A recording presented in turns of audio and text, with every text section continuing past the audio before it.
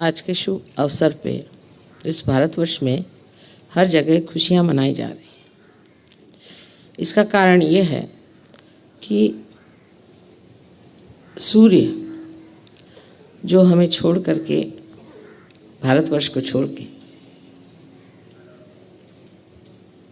और मकर वृत्त पे गया था, वो अब लौट के आया और पृथ्वी और सूर्य के युति के साथ जो जो वनस्पतियाँ, खाद्यान्न आदि चीज़ें होती हैं, वो सब होने का अब समय आ गया है। और जो पेड़ सर्दी में पूरे पत्तों से दूर हो गए थे, पूरी तरह से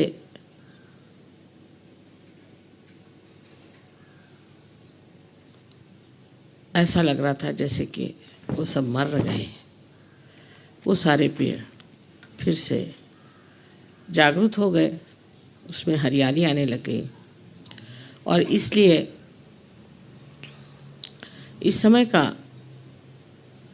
जो विशेष है कि पृथ्वी फिर से हरभरित हो जाएगी, सारे ओर फिर से कार्यक्रम शुरू हो जाएंगे। और विशेषकर उत्तर हिंदुस्तान में, जहाँ की ठंड बहुत ज़ोर से पड़ती है, वहाँ तो इसका विशेष रूप से उत्सव माना जाता है कि सूर्य का आगमन हुआ और सूर्य के कारण जो भी हमारे कार्य हैं वो अब पूरी तरह से होने वाले हैं। इसलिए आज की बड़ी शुभेच्छा हम यहाँ के सब लोगों को कहते हैं और सोचते हैं कि आज के शुभ अवसर पे आप सब लोगों से यहाँ मिलना हुआ, ये भी एक बड़ी आनंद की बात है। जैसे सूर्य का आना हम लोग बहुत ऊंचा मानते हैं, उससे भी कहीं अधिक सहयोग का सूर्य इस पृथ्वी पर आना महत्वपूर्ण है। क्योंकि सृष्टि की जो कुछ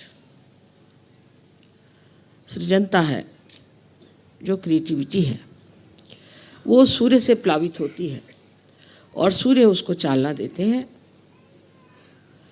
और परम चैतन्य की जो सृजन शक्ति है, उसका जो कृतकार्य है, उसको चालना सहयोग से मिली है।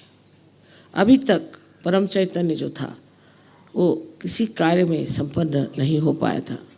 उसकी वजह ये थी कि उसका सूर्य अभी तक उस के प्रांगण में उतरा नहीं था। लेकिन अब ये सूर्य ये परम चैतन्य के प्रांगण में उतर गया है और इसके कारण आप सबके अंदर उसका प्रकाश आया। उस प्रकाश के कारण आपकी कुंडलिनी जागृत हो गई और आपके अंदर जो एक सृजन भूमि थी वो पूरी तरह से हरित हो गई। और इस सृजन भूमि को आप इस तरह से बना रहे हैं कि सारे संसार को इससे लाभ हो सकता है। और ये बहुत बड़ी बात हो गई है, बहुत दिव्य बात हो गई है। ये बात पहले हो नहीं पाई थी। हमारे यहाँ अनेक ऋषि मुनियों ने इस पर विचार कहे हुए हैं कि ऐसा कौन सा दिन आएगा जब सामूहिक तरह से ये सृजनता जागृत होगी। वो सृजनता आज जागृत हो गई है और इसलिए ये न कि सिर्फ पृथ्वी की सृजनता का ही एक पर्व है, पर सहयोग के सृजनता का भी बहुत बड़ा पर्व है। ये साल खास करके माना गया है कि बहुत बड़ा साल सहयोग के लिए होगा और सहयोग का प्रकाश बहुत गहरा लोगों में उतरेगा। जब चीज़ बहुत गहरी उतरने लग जाती है तब ये भी सोचना चाहिए कि इसके साथ साथ दूसरी भी एक बहुत बड़ी घटनाएं घटित होती हैं कि जो संसार के दुष्ट और संसार को नाश करने वाले और संसार में जो आतंक मचा रहे हैं, संसार की जो उच्चतम चीज़ें हैं उनको नष्ट कर रहे हैं, ऐसे सब लोगों का नाश होते जाता है। जैसे ही अंकुर फूटने लग जाते हैं, अगर वो सत्य लेकर आए हैं तो जहाँ वो फूट नहीं सकते वहाँ वो तहस नहस कर देंगे और सब तरह से नाश कर देंगे। इस प्रकार जो कुछ भी कुवृत्तियाँ हैं, जो आसुरी शक्तियाँ हैं, वो सब नष्ट हो जाएंगी। जैसे कि सूर्य के आने के बाद सारा तम, सारा अंधकार नष्ट हो जाता है, उसी प्रकार सहयोग के प्रकाश के आने पर सारे संसार का अज्ञान का अंधकार, दुष्टता का अंधकार पूर्णतया नष्ट होना चाहिए। सो आज उस कगार पर हम खड़े हैं कि यहाँ से एक बहुत ऊंची उड़ान हमें लेनी है और इस उड़ान में हमें सोच लेना चाहिए कि हमारे अंदर जो कुछ भी बोझ है उसे हमें हल्के कर लेना चाहिए। हमारे अंदर अनेक तरह की प्रणालियाँ हैं, अनेक तरह की हमारे यहाँ गलत धारणाएं हैं, उसी प्रकार हमारे अंदर हर एक तरह की अंधता, ये सब अंधता को हमें छोड़ देना चाहिए और एक पूर्णतया निस्संग होकर के हमें इस उड़ान को लेना। और जो लोग उससे दूर नहीं होंगे, जो उससे अपने को अलग नहीं करेंगे, वो लोग इस उड़ान को नहीं ले पाएंगे। आप लोग सब सहयोग की महत्ता जानते हैं, उसकी दिव्यता जानते हैं। आप सर्वसाधारण नहीं हैं और इसलिए ये मैं बात कहना चाहती हूँ कि जिसे और ऊंचा उड़ना है और ऊपर उठना है, उसे ये जो अपने ऊपर लादी हुई बहुत सारी कुसंस्कारों की बेड़ियाँ हैं उनको छोड़ देना चाहिए। इसी प्रकार हमारे अंदर अहंकार की और अहम भाव की एक बहुत ज़्यादा पहाड़ी जैसे दशा है। इस पहाड़ को भी हमें पूरी तरह से नष्ट कर देना चाहिए और ये करने का तरीका ध्यान, धारणा और पूरी तरह से सहयोग में रत होना, उससे पूरी तरह से शरण हो जाना ही है। जो मनुष्य सहयोग में शरणागत में नहीं आता है वो अभी भी बहुत आधा है और हो सकता है कि इस उड़ान के दौरान वो पीछे ही रह जाए और फिर उसी नर्क में जाए जहाँ पर और लोग जाने वाले हैं। इसलिए ज़रूरी है कि सब लोग पूरी तरह से प्रयत्न करें। आधा अधूरा प्रयत्न करने वाले लोग जो भी सामने आते हैं और कोशिश करते हैं, उनके लिए यही मैं कहना चाहती हूँ कि आधा अधूरापन कृपया छोड़ दीजिए, क्योंकि इस आधे अधूरेपन से आप कोई भी चीज़ को प्राप्त नहीं कर सकते। तब आप उस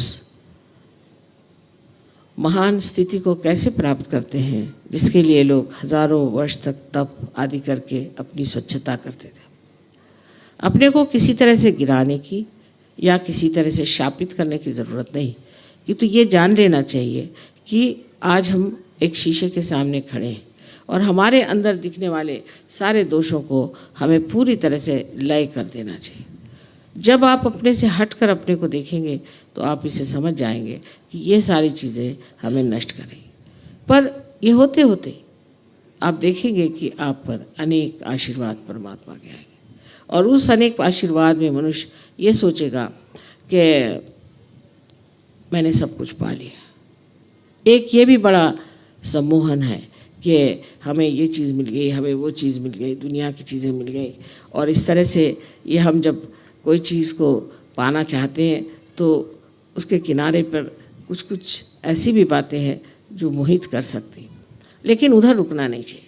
अपने को तो परम गति को प्राप्त करना चाहिए। ये जन्म जन्मांतर की आपकी पुण्याई है, उसे पूरी तरह से प्राप्त कर लेना चाहिए। और जो अपने अंदर छोटी छोटी ओझी इच्छाएं हैं उनको छोड़ करके पूरी तरह से शरणागत होकर के सहयोग में आपका पूरी तरह से योगदान देना चाहिए। जिसने ऐसा किया वही पाएगा, और जो ये नहीं कर पाएगा किसी भी वजह से, सो ये मैं बता सकती हूँ कि परमात्मा के भी दरबार में इतनी जगह नहीं। वहाँ जाने वालों को भी सोचना चाहिए कि हमें वास्तव अगर वहाँ पहुँचना है तो ये सारे बोझे हल्के कर देने पड़ेंगे और एक ही हमें मार्ग लेना पड़ेगा, एक ही तरफ हमारा पूरा प्रयत्न होना चाहिए कि हम किसी तरह से इस और अग्रसर रहें और बढ़ते रहें। हर साल आपको चाहिए कि आप अपनी छानबीन करिए कि जो हम पिछले साल थे उससे आज क्या हो गए। हम बहाने बना रहे हैं या हम कुछ सोच रहे हैं कि हमें ये करना है, हमें वो करना है, वो ज़रूरी है, ये ज़रूरी है, या हृदय से हम चाहते हैं कि हम उन्नत हों।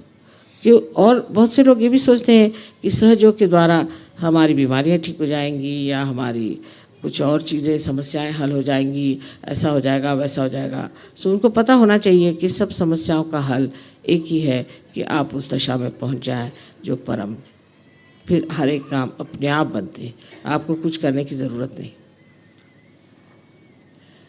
इस प्रकार आज के दिन आपको मैंने अपना मनोदय बताया, पर मैं चाहती हूँ कि आप भी अपने हृदय में ठान लें कि मैं जो बात कह रही हूँ वो दिखने में बहुत सहज सरल है, किंतु मनुष्य की जो प्रवृत्तियाँ हैं, उसकी जो गतिविधियाँ हैं, वो इस कदर विचित्र है कि मैं भी उसे नहीं समझ पाती।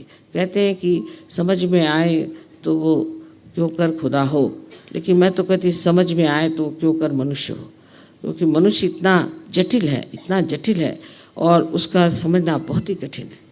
आप लोगों से मुझे यही विनती करनी है कि देवत्व को प्राप्त करने के लिए इस मनुष्यता की जो जटिलता है इसे पूरी तरह से धिक्कारना चाहिए और उसे छोड़ देना चाहिए और यही कहना चाहिए कि हमें उसी देवत्व को प्राप्त होना है जिससे हर चीज़ आप जिसे भी छूते हैं वो प्लावित हो जाएगी, चेतनामय हो जाएगी, सुंदर हो जाएगी। आपका जीवन भी एक बहुत सुंदर, बहुत आदर्श, बहुत ज़्यादा आनंददायी, प्रेममय और एक ऊंचे किस्म का हो जाएगा। आप सबको अनंत आशीर्वाद।